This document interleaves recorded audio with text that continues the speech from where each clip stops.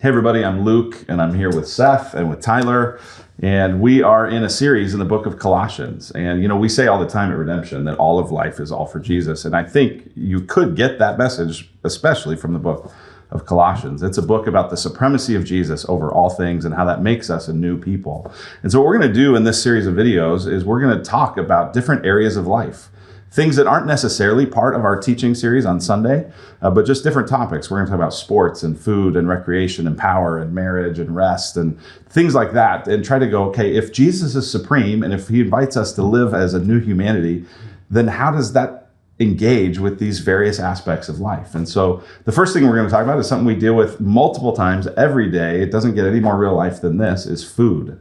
So Seth, tell us about how food responds and engages with Jesus as being supreme in all of life. Well, I love food because it's such a test case of how God feels about the mundane aspects of our life. And it seems like initially food would have nothing to do with our spirituality, but an incredible amount of the Bible talks about food, what we eat, what we don't eat, things like that. And in particular, in the book of Colossians, Paul's actually correcting this group of people who think that what they eat or don't eat is actually going to get them favor or special access to God. He says these regulations: do not handle, do not taste, do not touch, according to human precepts and teaching. These things have an appearance of wisdom, but have no value in stopping the indulgence of the flesh. Paul's correcting these people who think you have special access to God because of what you eat and don't eat.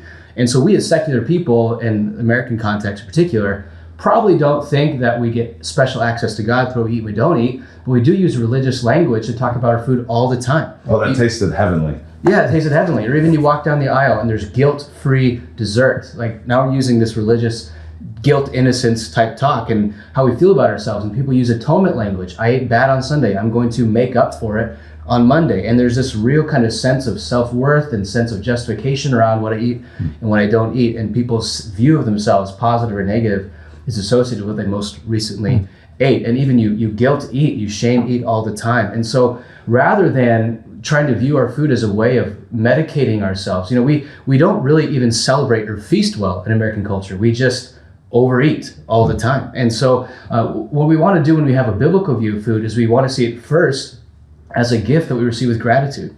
That food is not something that is a measure of our self-control or just our self-worth, but we receive it, and it's a tool to celebrate good things, and it's also a tool to fuel our bodies to do what God has called us to do. And so I think the two biggest ways that we should see food is first as fuel that enables us to do what God has called us to do, and second, as feasting on occasion to really celebrate good things that God has given us to celebrate. And so I hope that as we see all of life is all for Jesus, that we'd have a healthier relationship even with our normal eating and drinking and celebrating as we try to inhabit the world that God's given us.